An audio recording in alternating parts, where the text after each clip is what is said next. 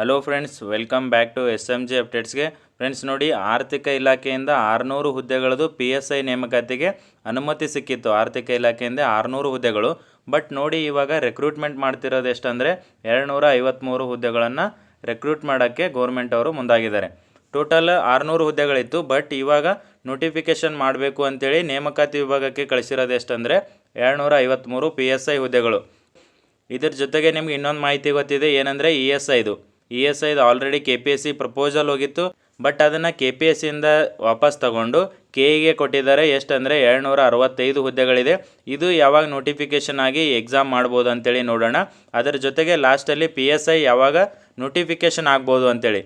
ಯಾಕಂದರೆ ನೋಡಿ, ಇವಾಗ ರೆಕ್ರೂಟ್ಮೆಂಟ್ ವಿಭಾಗಕ್ಕೆ ಹೋಗಿರೋದು ಇವು 253. ಅಲ್ಲಿಂದ ನೆಕ್ಸ್ಟು KEಗೆ ಹೋಗಿ ನೆಕ್ಸ್ಟ್ ಯಾವಾಗ ನೋಟಿಫಿಕೇಷನ್ ಮಾಡ್ಬೋದು. ಯಾಕಂದರೆ ಆಲ್ಮೋಸ್ಟ್ ನೋಡಿ PSI ESI ಹತ್ತತ್ರ ನೋಟಿಫಿಕೇಷನ್ ಮಾಡೋ ಚಾನ್ಸಸ್ ಇದೆ.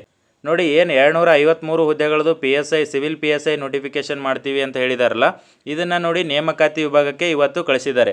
ನೋಡಿ, ನೇಮಕಾತಿ ವಿಭಾಗದಲ್ಲಿ ರೋಸ್ಟರ್ ವೈಸು ಪೋಸ್ಟ್ಗಳನ್ನು ಡಿಸ್ಟ್ರಿಬ್ಯೂಟ್ ಮಾಡಿ ನೆಕ್ಸ್ಟು KEಗೆ ಪ್ರಪೋಸಲ್ನ ಕಳಿಸ್ತಾರೆ. KEಗೆ ಒಂದ್ಸಲ ಪ್ರಪೋಸಲ್ ಬಂದಮೇಲೆ ನೆಕ್ಸ್ಟು ನೋಟಿಫಿಕೇಷನ್ನ KE ಕಡೆಯಿಂದ ಆಗುತ್ತೆ. ಇಷ್ಟು ಇನ್ನೂ ಬಾಕಿ ಇರೋದು. ಯಾಕಂದರೆ ನೇಮಕಾತಿ ವಿಭಾಗಕ್ಕೆ 253 ಹುದ್ದೆಗಳದು ಕಳಿಸಿರೋದು. ಅಲ್ಲಿ ರೋಸ್ಟರ್ ವೈಸು ರೆಡಿಯಾಗಿ ನೆಕ್ಸ್ಟು KEಗೆ ಪ್ರಪೋಸಲ್ ಬಂದು ನೆಕ್ಸ್ಟು ನೋಟಿಫಿಕೇಷನ್ ಆಗುತ್ತೆ. ನೋಡಿ, KEಯ ಟೈಮ್ ಟೇಬಲ್ ಮುಂಚೆ ಏನು ಟೈಮ್ ಟೇಬಲ್ ಇತ್ತಂದರೆ ಜೂನಿಂದ ಸೆಪ್ಟೆಂಬರ್ವರೆಗೂ ಬರೋ ಪ್ರಪೋಸಲ್ಗಳನ್ನು ಸೆಪ್ಟೆಂಬರ್ 1ಕ್ಕೆ ನೋಟಿಫಿಕೇಷನ್ ಮಾಡ್ತೀವಿ ಅಂತ KEಯ ಡೈರೆಕ್ಟರ್ ಅವರು ಹೇಳಿದರು. ಅದರ ಪ್ರಕಾರ ನೋಡೋದಾದರೆ ನೋಡಿ, ಇನ್ನೂ ಜುಲೈಯಲ್ಲಿ 10 ದಿನ ಟೈಮ್ ಇದೆ. ನೆಕ್ಸ್ಟು ಆಗಸ್ಟಲ್ಲಿ 30 ದಿನ ಟೈಮ್ ಇದೆ. ಟೋಟಲ್ ಇನ್ನೂ 40 ಡೇಸ್ ಇದೆ. ಈ 40 ಡೇಸಲ್ಲಿ PSIದು ಮತ್ತು ESIದು KEಗೆ ಪ್ರಪೋಸಲ್ ಹೋದರೆ ನೆಕ್ಸ್ಟು ಸೆಪ್ಟೆಂಬರಲ್ಲಿ PSI ಮತ್ತು ESI ಎರಡೂ ರೆಕ್ರೂಟ್ಮೆಂಟ್ ಆಗುತ್ತೆ. ನೋಡಿ, ಯಾರು PSI ESI ಆಗಬೇಕಂತೇಳಿ ಸ್ಟಡಿ ಮಾಡ್ತಿದ್ದಾರಲ್ಲ, ಸೊ ಅವರಿಗೆ ಒಳ್ಳೆ ಅಪಾರ್ಚುನಿಟಿ. ಕಂಟಿನ್ಯೂ ಸ್ಟಡಿ ಮಾಡಿ. ಇವಾಗ ನೋಡಿ, ಆಲ್ರೆಡಿ PCದು 8,000+ ಹುದ್ದೆಗಳದು ನೋಟಿಫಿಕೇಷನ್ ಆಗಿದೆ. ಸೊ ಇದನ್ನು ಕಂಟಿನ್ಯೂ ಓದ್ಕೊಂಡು ಹೋದರೆ ನೆಕ್ಸ್ಟು ESI ಮತ್ತು PSI ಎಕ್ಸಾಮ್ಸ್ನೂ ಬರಿಬೋದು. ನೋಡಿ, KE ಕಡೆಯಿಂದ ಕಂಟಿನ್ಯೂ ಎಕ್ಸಾಮ್ ಇದೆ. ಈ ತಿಂಗಳು ಸ್ಟಾರ್ಟ್ ಆದರೆ ಸೆಪ್ಟೆಂಬರ್ ಎಂಡ್ ಅಕ್ಟೋಬರ್ ಫಸ್ಟ್ ವೀಕ್ವರೆಗೂ ಕಂಟಿನ್ಯೂ ಎಕ್ಸಾಮ್ ಇದೆ. ನೆಕ್ಸ್ಟ್ ನೋಡಿ, ಇದನ್ನು PSI ನೋಡಿ 253.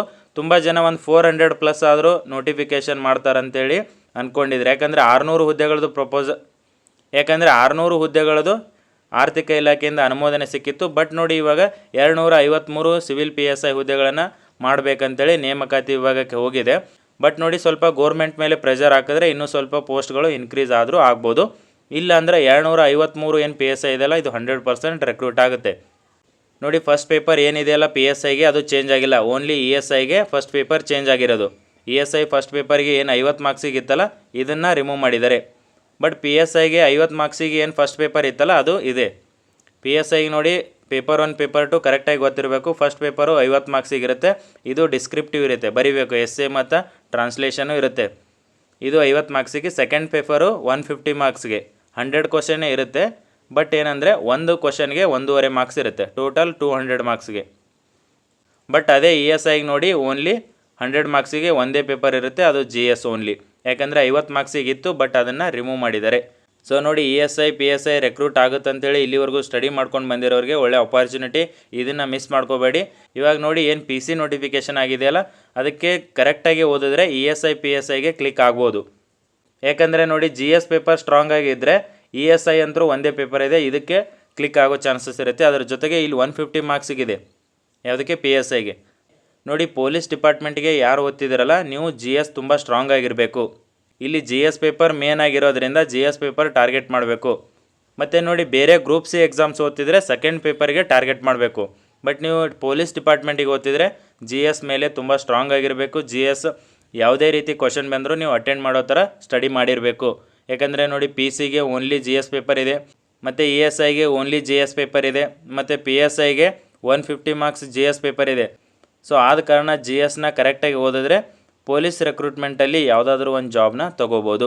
ನೋಡಿ, ಟೋಟಲ್ 253 ಹುದ್ದೆಗಳದು ನೋಟಿಫಿಕೇಷನ್ ಮಾಡೋಕ್ಕೆ ನೇಮಕಾತಿ ವಿಭಾಗಕ್ಕೆ ಹೋಗಿದೆ. ಸೊ ನೋಡಿ, ಯಾರು ಪೊಲೀಸ್ ಡಿಪಾರ್ಟ್ಮೆಂಟಿಗೆ ಓದ್ತಿದ್ರಲ್ಲ, ಒಳ್ಳೆ ಅಪಾರ್ಚುನಿಟಿ ಇದೆ. PC ಆಗಿದೆ ಆಲ್ರೆಡಿ, ಮತ್ತು ಅದರ ಜೊತೆಗೆ PSI ESI ರೆಕ್ರೂಟ್ಮೆಂಟ್ ಇದೆ. ಕಂಟಿನ್ಯೂ ಸ್ಟಡಿ ಮಾಡಿ, ರಿವಿಷನ್ ಮಾಡ್ಕೊಳ್ಳಿ. ಮತ್ತು ನೋಡಿ, ಪ್ರತಿಯೊಂದು ನೀವು ಯಾವುದು ಎಲಿಜಿಬಲ್ ಇರ್ತೀರಲ್ಲ, ಇವಾಗ ನಾನು ಮುಂಚೆಯಿಂದನೂ ಹೇಳಿದ್ದೀನಿ, ಯಾವುದಾದ್ರೂ ಎಕ್ಸಾಮ್ ಇರಲಿ, ಅದು SD ಇರಲಿ, FD ಇರಲಿ, ಮತ್ತು VA ಯಾವುದಾದ್ರೂ ನೀವು ಎಲಿಜಿಬಲ್ ಇದ್ದರೆ ಅದನ್ನು ಹಾಕಿ ಎಕ್ಸಾಮ್ನ ಬರೀರಿ. ಯಾಕಂದರೆ ಎಲ್ಲ ಎಕ್ಸಾಮ್ಗಳು ನೋಡಿ, ಇವಾಗ ಗ್ರೂಪ್ C ಎಕ್ಸಾಮ್ಗಳನ್ನು ಕೆ ಇದವರೇ ಕಂಡಕ್ಟ್ ಮಾಡ್ತಿದ್ದಾರೆ. ಸೊ ಆದ ಕಾರಣ ನೀವು ಪೇಪರ್ ಯಾವ ರೀತಿ ಬರುತ್ತೆ, ಯಾವ ರೀತಿ ಕ್ವಶನ್ ತೆಗಿತಿದ್ದಾರೆ, ನೀವು ಎಷ್ಟು ಮಾರ್ಕ್ಸ್ ತೊಗೋತಿದ್ದೀರಾ ಅನ್ನೋದು ಗೊತ್ತಾಗಬೇಕಂದ್ರೆ ಕೆ ಇ ಎಕ್ಸಾಮ್ಸ್ಗಳನ್ನು ಬರಿಬೇಕು. ಮತ್ತು ಏನು ಮಿಸ್ಟೇಕ್ಸ್ ಮಾಡ್ತಿದ್ದೀರಾ, ಸೊ ಇದು ಎಲ್ಲ ಗೊತ್ತಾಗಬೇಕು ಅಂದರೆ ಕೆ ಇ ಎಕ್ಸಾಮ್ಸ್ಗಳನ್ನು ಎಲ್ಲನೂ ಬರಿಬೇಕು.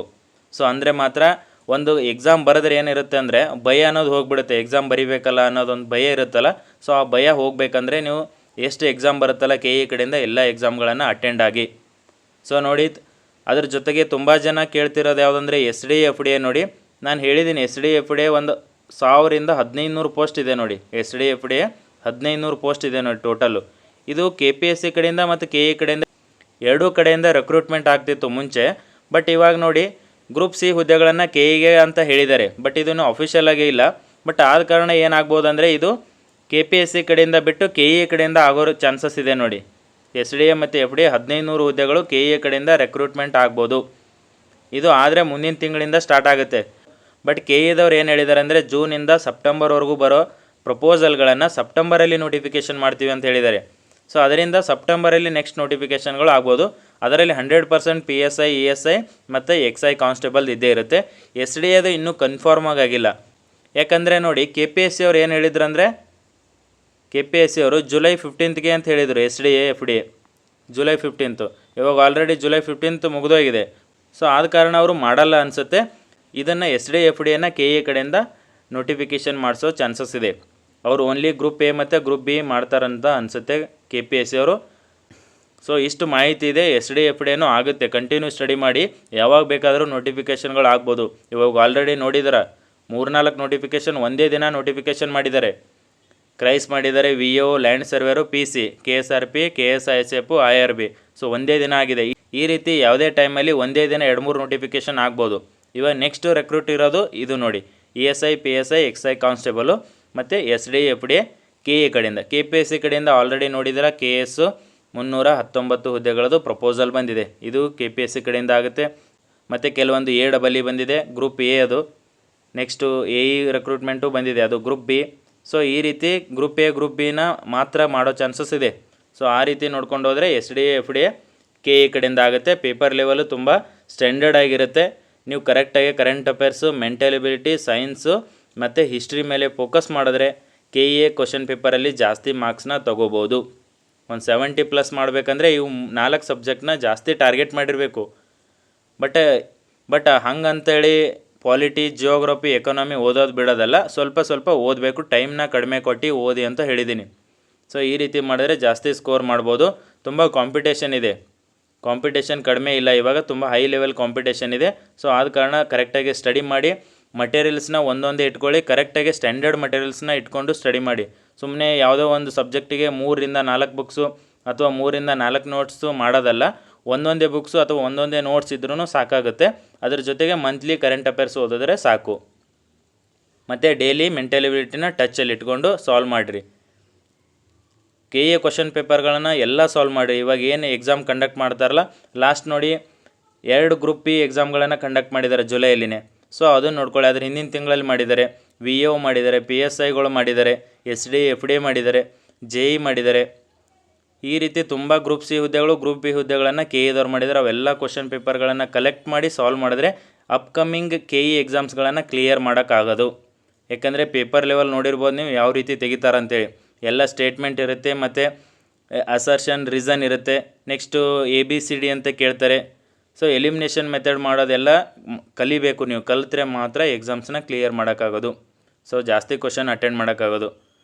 ನೀವು ಪ್ರೀವಿಯಸ್ ನಾನು ಒಂದೊಂದು ವಿಡಿಯೋಗಳಲ್ಲಿ ಹೇಳಿದ್ದೀನಿ ಯಾವ ರೀತಿ ಎಲಿಮಿನೇಟ್ ಮಾಡಬೇಕು ಅಂತೇಳಿ. ಅದನ್ನೆಲ್ಲ ನೋಡಿಕೊಂಡ್ರೆ ಯೂಸ್ ಆಗುತ್ತೆ. ವಿ ಒ 572 ಆಗಿದೆ, ಇದನ್ನು ಮಿಸ್ ಮಾಡ್ಕೋಬೇಡಿ. ಯಾವ ರೀತಿ ಡಿಸ್ಟಿಕ್ನ ಚೂಸ್ ಮಾಡಬೇಕಂತ ಹೇಳಿದ್ದೀನಿ, ಆ ರೀತಿ ಕ್ರಿಟೇರಿಯಾ ಇಟ್ಕೊಂಡು ಚೂಸ್ ಮಾಡಿ. ಎಕ್ಸಾಕ್ಟಾಗಿ ನಾನೇ ಇದೇ ಡಿಸ್ಟಿಕ್ ಅಂತ ಹೇಳಲ್ಲ. ಇನ್ ಕೇಸ್ ಆ ಡಿಸ್ಟಿಕಲ್ಲಿ ಹಾಕಿ ಆಮೇಲೆ ನಿಮ್ದು ಆಗಲಿಲ್ಲ ಅಂದರೆ ಅದು ನನ್ನ ಮೇಲೆ ತಪ್ಪು ಬರುತ್ತೆ. ಸೊ ಆದ ಕಾರಣ ಎಕ್ಸಾಕ್ಟ್ ಡಿಸ್ಟಿಕ್ ಹೇಳಲ್ಲ. ಬಟ್ ಇದನ್ನು ಕ್ರಿಟೇರಿಯಾನ ಇಟ್ಕೊಂಡು ನೀವು ಸೆಲೆಕ್ಟ್ ಮಾಡಬೇಕಂತೇಳಿ ನಾನು ಪ್ರೀವಿಯಸ್ ವಿಡಿಯೋದಲ್ಲಿ ಅಪ್ಡೇಟ್ ಮಾಡಿದ್ದೀನಿ. ಸೊ ನೋಡ್ಕೊಳ್ಳಿ. ನೋಡಿ, E S I, P S ಐದು ಸೆಪ್ಟೆಂಬರಲ್ಲಿ ನೋಟಿಫಿಕೇಷನ್ ಆದರೆ ನೆಕ್ಸ್ಟು ಅಕ್ಟೋಬರು, ನವಂಬರು, ಡಿಸೆಂಬರಲ್ಲಿ ಎಕ್ಸಾಮ್ ಮಾಡೋ ಚಾನ್ಸಸ್ ಇದೆ. E S I, P S ಐದು